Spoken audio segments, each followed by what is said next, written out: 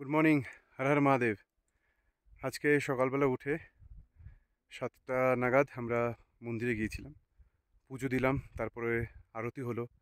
আরতি দেখলাম, প্রসাদ নিলাম, নিয়ে তারপর হালকা ম্যাগি চা দিয়ে ব্রেকফাস্ট করে এবার আমরা রওনা দিচ্ছি টুয়ার্ডস অনুসয়া মন্দির। আজকে আমাদের ট্রেক প্রায় 5 আর 8 13 কিলোমিটারের ট্রেক হবে। প্রথম 5 চড়াই থাকবে, আর তারপরে 8 নিচের দিকেই নেমে যাওয়া থাকবে। তো এখন অব্দি ওয়েদার একটু মেঘলা, দেখতে পাচ্ছ, একটু চারদিকে একটুখানি মেঘলা মেঘলা হয়ে রয়েছে। তো এখন দেখা যাক, আস্তে আস্তে এগিয়ে চলেছি আমাদের আজকের গন্তব্যের দিকে। দেখতে থাকো।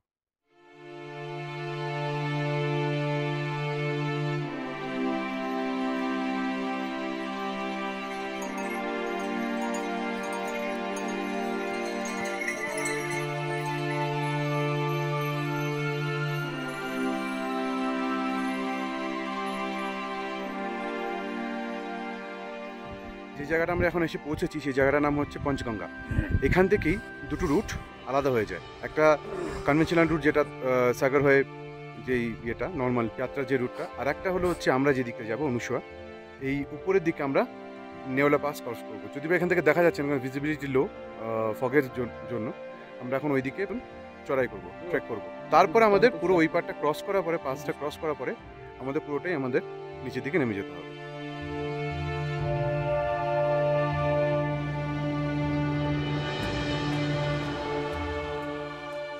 পঞ্চগঙ্গা ছেড়ে আমরা নেওলা পাসের পথ ধরলাম। বুগিয়ালের রাস্তা আর মেঘেদের আনাগোনার মধ্যে দিয়ে আমরা এগিয়ে চললাম। বেশ অনেক জায়গায় রাস্তা যথেষ্ট খাড়াই আর সংকীর্ণ ছিল।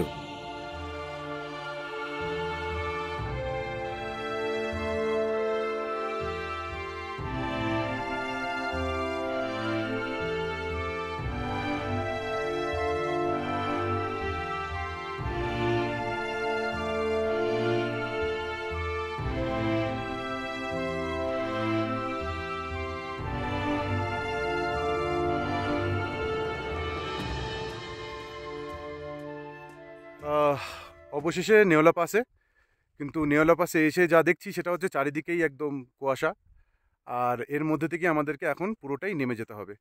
প্রায় 8 কিলোমিটার মতো নামা আছে এখন। এই এখানে বৃষ্টি বাদলা প্রচণ্ড বেশি হয়, তো তাই তাড়াতাড়ি নেমে যাওয়াটাই আমাদের জন্য বোধহয় শ্রেয় হবে। নামা শুরু করলাম।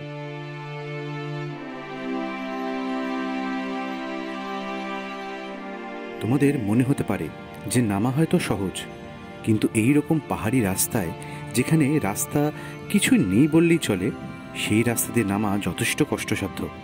প্রতিটা পদক্ষেপ খুব ধীরে সুস্থে এবং সাবধানে ফেলতে হবে, না ফেললেই বিপদ।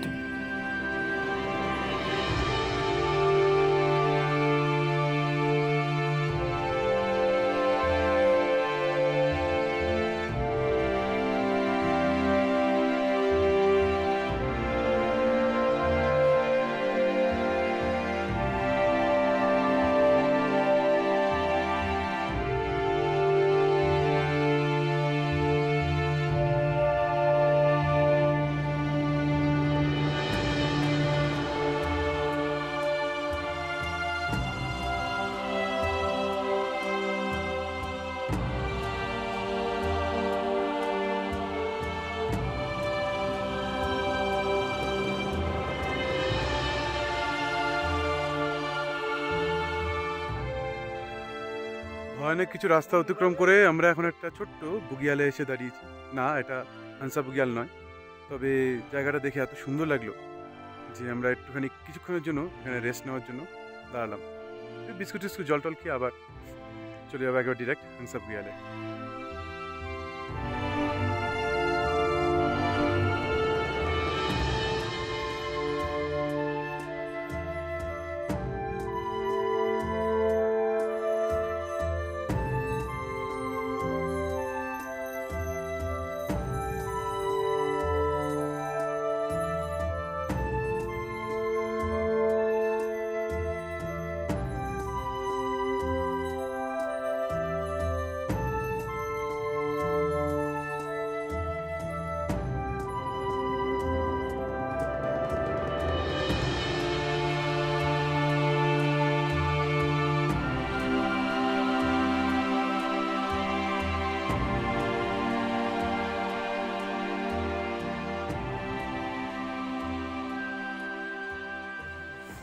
অবশেষে পৌঁছে গেলাম হানসা বুগিয়ালে।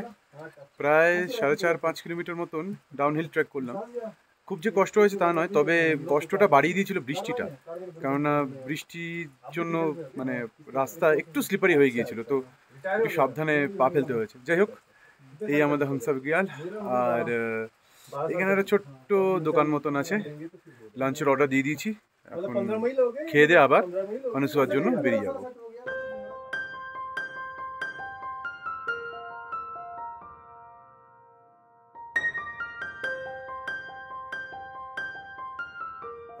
গরম গরম খাবার চলে আসছে, ভাত আর ডাল সবজি মেশানো একটা তরকারি, ওটা দিয়ে আজকে আমাদের লাঞ্চ।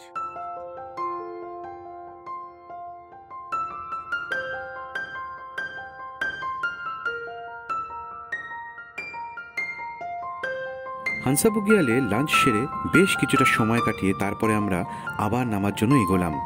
পথের যেন কোনো পরিবর্তন নেই, পথ সেই একই রকম ঢালু, পিছল আর জঙ্গলের মধ্যে দিয়ে চলে গেছে।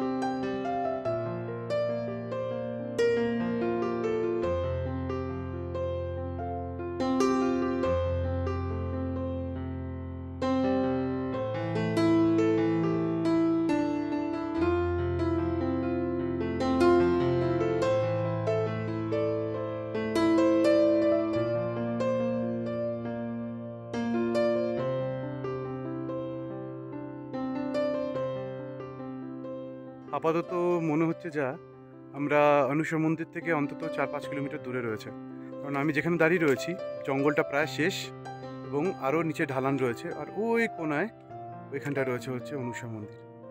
আমাদের গন্তব্য আজকের ওখানটায়। এখন গুটি গুটি পায়ে এগিয়ে যাওয়া। রাস্তা বলতে ভীষণভাবেই ঢালু, এমনি হয়তো হাঁটতে অসুবিধা হওয়ার কথা নয়, কিন্তু বৃষ্টির জন্য আমাদের সবারই একটু অসুবিধাই হয়েছে আর কি। খুব ধীরে ধীরে পা ফেলতে হয়েছে, কেননা একটু অসাবধানতা হলেই মানে গড়িয়ে যাই হোক, সাবধানে এগিয়ে যাওয়া আর কি।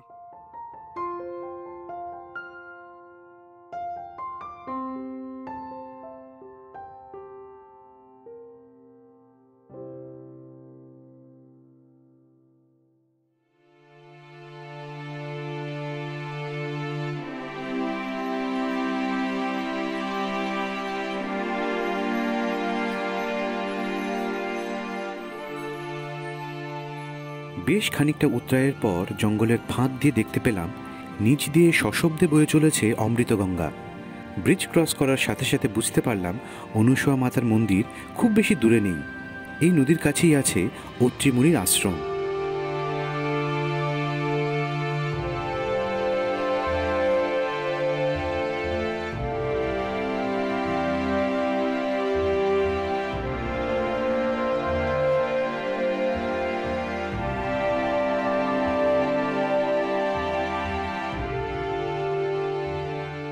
অমৃতগঙ্গা ক্রস করার পর পথ যখন আর কয়েক কিলোমিটার বাকি, জঙ্গল এতটাই গভীর ছিল যে বাইরের আলো পর্যন্ত ভেতরে প্রবেশ করতে পারছিল না। বেশ একটা আলো আঁধারি গা ছমছমে পরিবেশ। এই জঙ্গলেই নাকি ভাল্লুকের অবাধ বিচরণ, যদিও সৌভাগ্যবশত তাদের একটির সাথেও আমাদের পথে আলাপ হয়নি।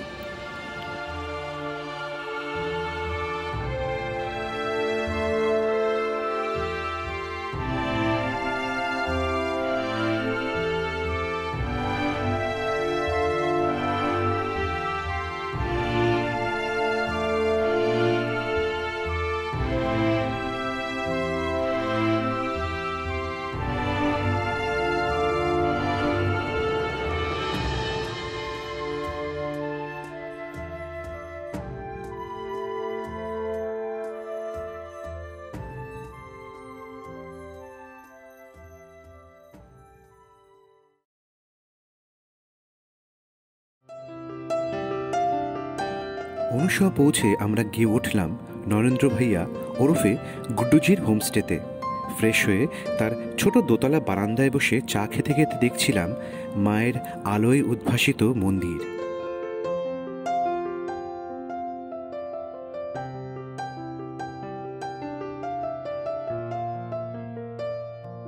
ডিনারের জন্য তার রান্নাঘরে গিয়ে গোল হয়ে বসলাম আমরা। খেতে খেতে গুড্ডুজির মুখে শুনলাম অনুসয়া মাতার পৌরাণিক এক কাহিনী।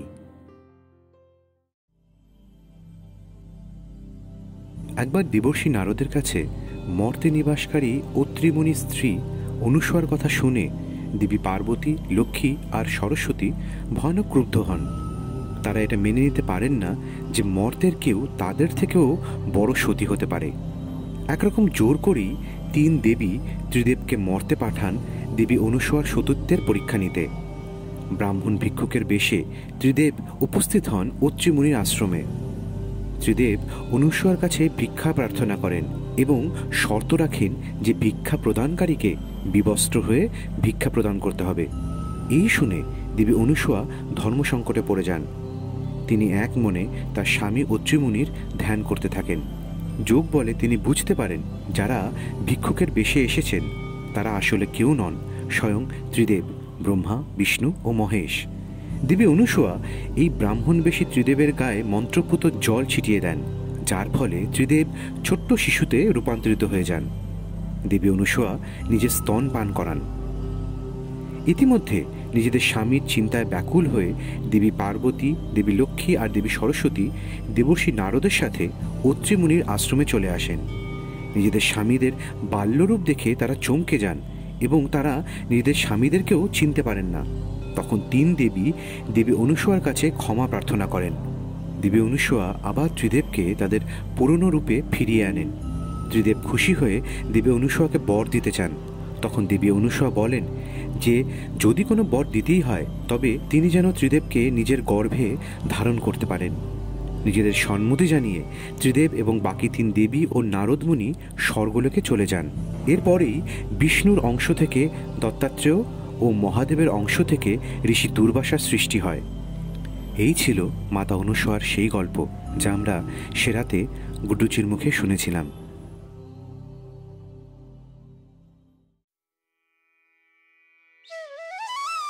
ভোরবেলা বারান্দার সামনে দাঁড়ানোর সঙ্গে সঙ্গে চোখের সামনে ভেসে উঠল সকালের মিঠে রোদ মাখা মাতা অনুসয়ার মন্দির।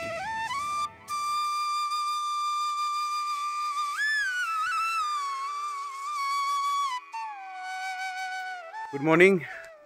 আমরা সকালবেলায় স্নান টান করে সবাই মিলে এখন অনুসয়া মন্দিরের দিকে যাচ্ছি।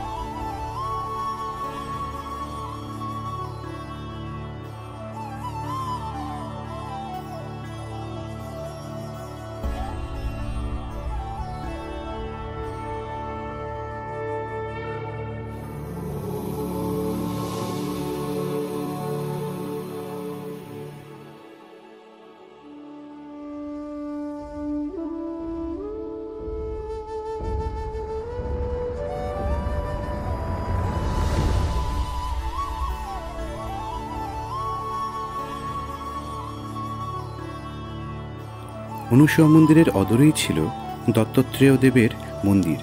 সেখানেও গিয়ে প্রণাম সেরে এলাম আমরা।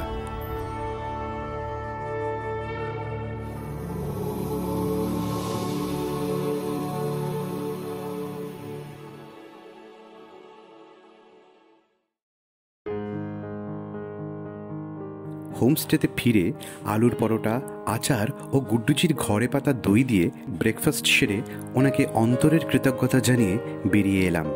সত্যি মনে থাকবে গুড্ডুজিকে, দারুণ একজন মানুষ। দারুণ ব্রেকফাস্ট হলো করে এবারে আবার নতুন জায়গা নতুন গন্তব্যের উদ্দেশ্যে আবার রওনা হয়ে গেছি।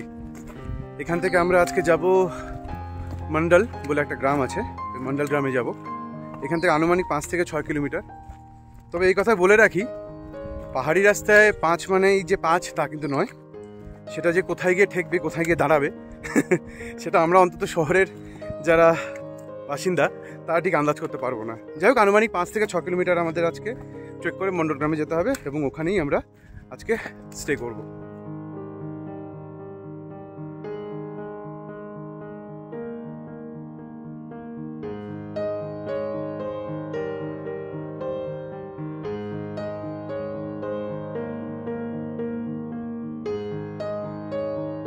জঙ্গলের মধ্যে দিয়ে কিছুটা এগোনোর পর একটা ছোট্ট গণেশ বাবার মন্দির দেখলাম। একটি বেশ বড় পাথরের খণ্ডের উপর খোদাই করা রয়েছে বিঘ্ননাশকের মূর্তি।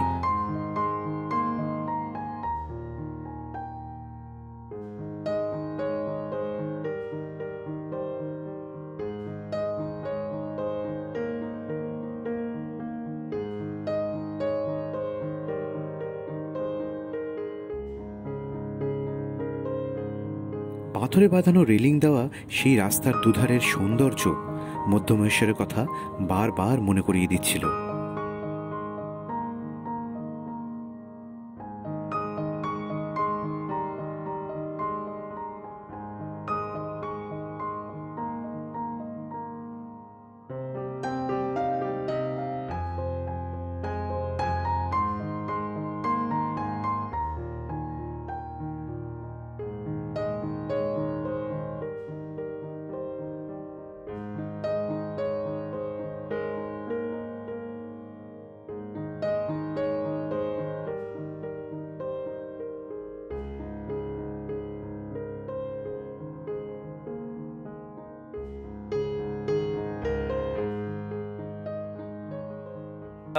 অনুসোয়া থেকে আমরা হাঁটা শুরু করেছি, প্রায় 3 কিলোমিটার হয়ে গেছে।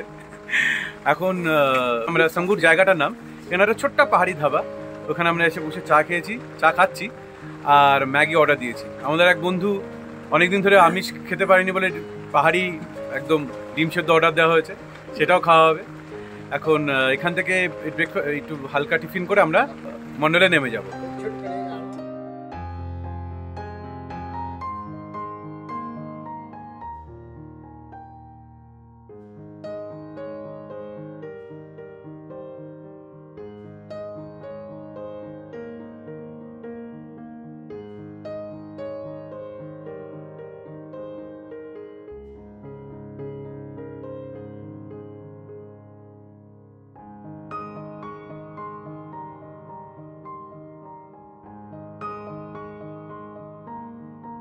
অমৃতগঙ্গা পার করার পর আমরা জঙ্গলের মধ্যে দিয়ে হেঁটে চললাম।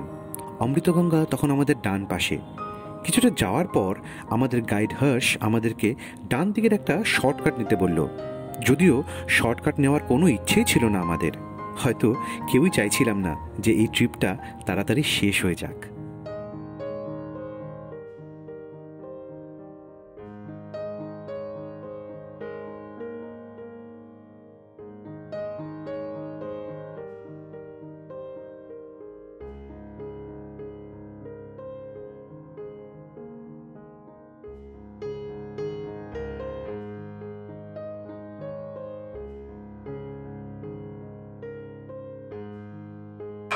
অবশেষে মন্ডল গ্রামে পৌঁছে গেলাম। এই ব্রিজটা ক্রস করার পরে এই ব্রিজটা দেখার সাথে সাথে যেটা খুব বেশি মনে হচ্ছিল সেটা হচ্ছে আমরা এতদিন বহির বিশ্বের সাথে একদম যোগাযোগ ছিন্ন ছিল। এবার ব্রিজটা দেখার পরে এবং গাড়ি ঘোড়া দেখার পরে মনে হচ্ছে যে না, আমরা আবার তথাকথিত সভ্যতায় ফিরে এসেছি। যাই হোক, আমার পিছনে ঝকমক করছে ছোট্ট একটা গ্রাম মন্ডল।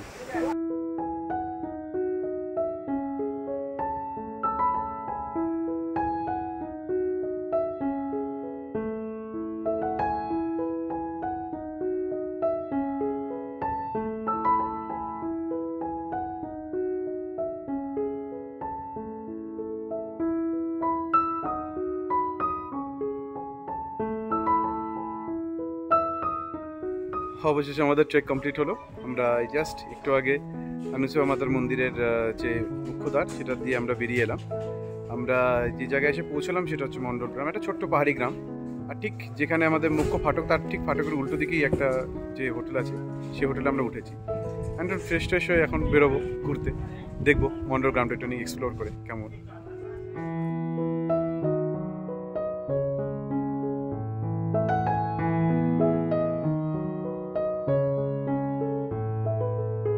বিকেলে বেরিয়ে আমরা একটু গ্রামটা ঘুরে দেখলাম। কখনো গিয়ে নদীর পাড়ে বসলাম, কখনো বা স্থানীয় দোকানে চায়ের আসর বসালাম।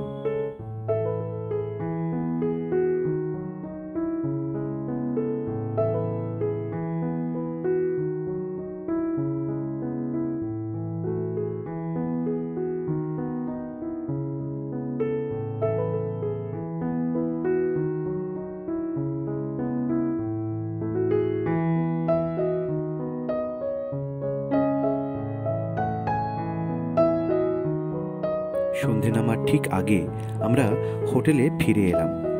রুমে খানিকক্ষণ গল্পগুজব করে আমরা ডিনার করতে হোটেলেরই রেস্টুরেন্টে চলে এলাম। ডিনারের পর একটু হাঁটাহাঁটি করে রুমে গিয়ে ঘুমিয়ে পড়লাম সবাই।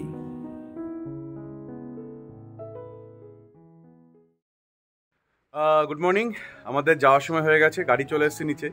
কিন্তু আমাদের ট্রেক মেম্বারদের মধ্যে যে সবচেয়ে ইম্পর্টেন্ট, আমাদের যে গাইড হর্ষবর্ধন, ওর সাথে তোমাদের একটু इंट्रोड्यूस করে दिई। हर्षवर्धन बोलो कैसा रहा ट्रिप? ट्रिप तो सर अच्छा रहा।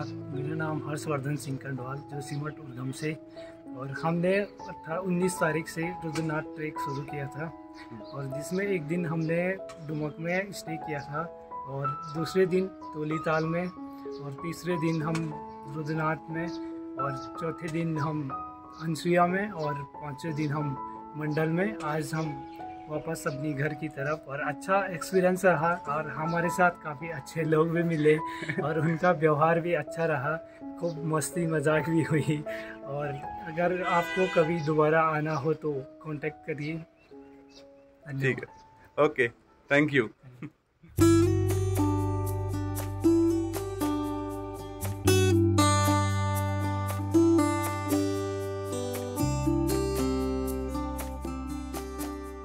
সব শুরুরই শেষ থাকে, আমাদেরও এখন যাত্রা বাড়ির পথে। হ্যাঁ, দারুণ একটা ট্রিপ হলো, কষ্ট ছিল, আনন্দ ছিল, সবই ছিল, কিন্তু একটা উপরি হিসেবে একটা মন খারাপ নিয়ে আমরা এখন বাড়ি ফিরছি। কিছু করার নেই, আবার বাড়ি ফিরছি, কেননা আবার কোনো সময় আবার সুযোগ হলে আবার পাহাড়ের বুকে চলে আসবো। আমরা এখন গাড়ি করে এখন যাচ্ছি ঋষিকেশের পথে। রাস্তায় একবার ধারীদেবীর মন্দির আছে, ওখানটা একবার একটু স্টপ করবো আমরা, ধারীদেবীর মন্দির দর্শন করবো, তারপর ওখান থেকে ঋষিকেশ ডিরেক্ট নেমে যাবো।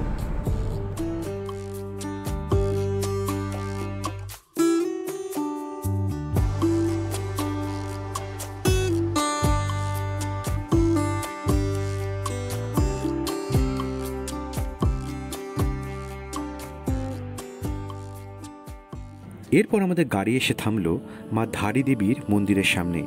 শ্রীনগর আর রুদ্রপ্রয়াগের মাঝে অলকানন্দা নদীর উপর এই ধারী দেবীর মন্দির। অনেক বছর আগে এসেছিলাম এই মন্দিরে, এরপর বহুবার এই রাস্তার উপর দিয়ে গেছি, কিন্তু নামা হয়নি। আজ হাতে অনেকটা সময় ছিল, তাই দর্শনটা সেরে নিলাম।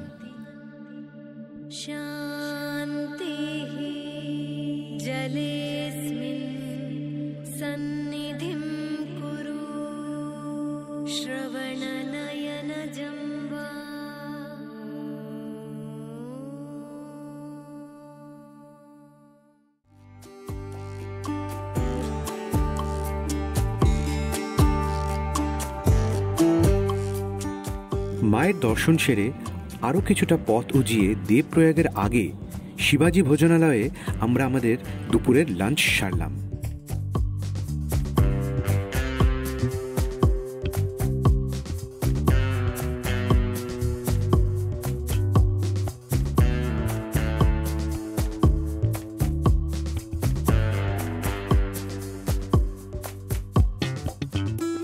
ঋষিকেশ স্টেশনে পৌঁছে ওয়েটিং রুমে স্নান সেরে পথের ক্লান্তি সমস্ত ধুয়ে মুছে ফেললাম।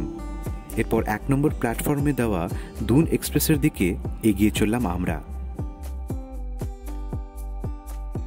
আমাদের যাত্রা কমপ্লিট, যেখান থেকে আমরা আজ থেকে প্রায় 10 দিন আগে শুরু করেছিলাম, সেই দুন এক্সপ্রেসের সামনে আমরা দাঁড়িয়ে ঋষিকেশ স্টেশনে। দারুণ একটা ট্রিপ হলো, কষ্ট ছিল, আনন্দ ছিল, নতুন নতুন অভিজ্ঞতা ছিল, ভালো ভালো মুহূর্ত ছিল, কিন্তু সব মিলিয়ে দারুণ একটা এক্সপিরিয়েন্স ছিল আমার জন্য আর আমার বাকি 4 বন্ধুদের জন্য। যাই হোক, এখন সব কিছু শেষে এখন বাড়ি ফেরার পালা, ব্যাস আর কি। যাই হোক, ট্রেন একটু পরেই ছেড়ে দেবে, আমরা চললাম।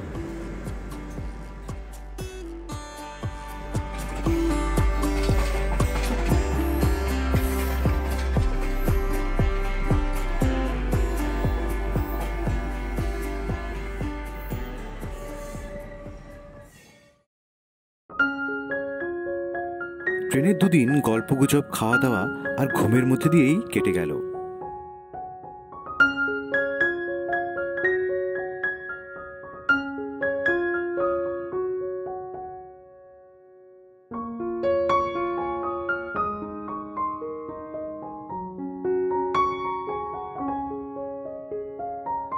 শ্রীরামপুর স্টেশনে দুন এক্সপ্রেস আমাদের নামিয়ে দিয়ে কানে কানে যেন বলে গেল আবার দেখা হবে। আমরাও এরপর বাড়ি ফেরার ট্রেন ধরলাম।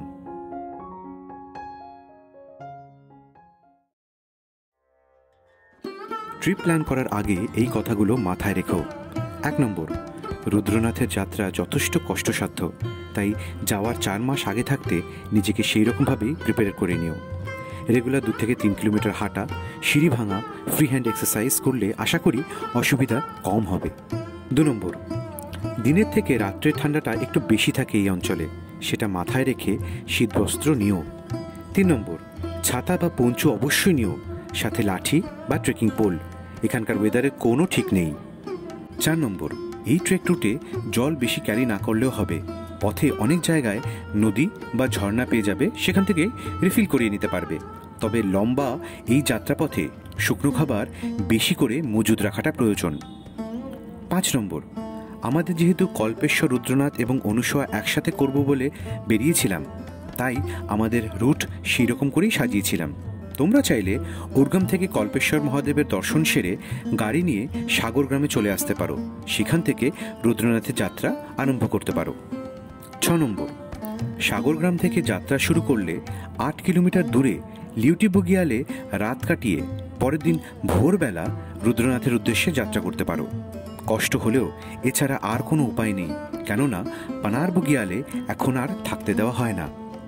7 নম্বর, পাবলিক ট্রান্সপোর্টে যেতে হলে ঋষিকেশ কিংবা হরিদ্বার থেকে ডিরেক্ট যোশীমঠে চলে আসা যায়, সেখান থেকে উর্গম বা সাগরে যাওয়ার গাড়ি পেয়ে যাবে।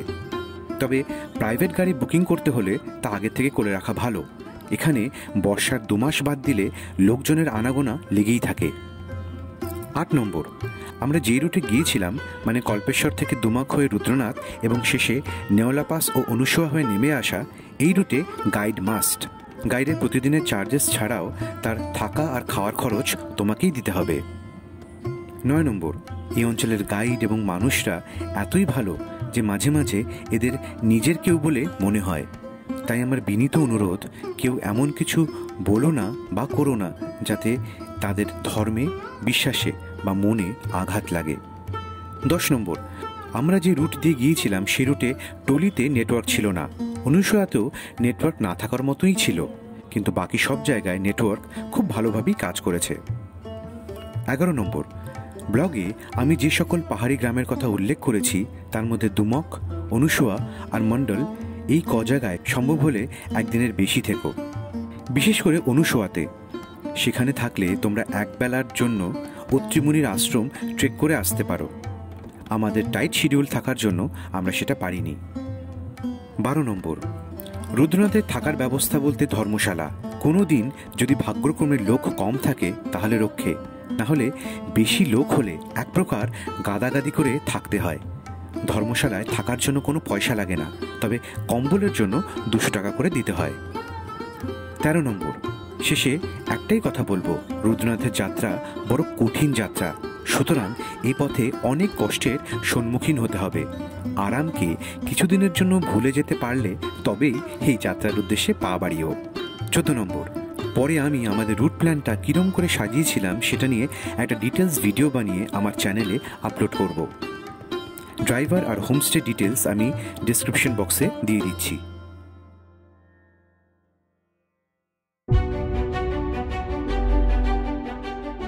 আশা করি আমার এই ট্রাভেল ব্লগ তোমাদের ভালো লেগেছে।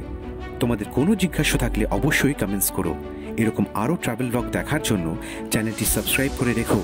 খুব শিগগিরই আবার তোমাদের সাথে দেখা হবে নতুন কোনো জায়গায়, নতুন কোনো ট্রিপে। ভালো থেকো সবাই।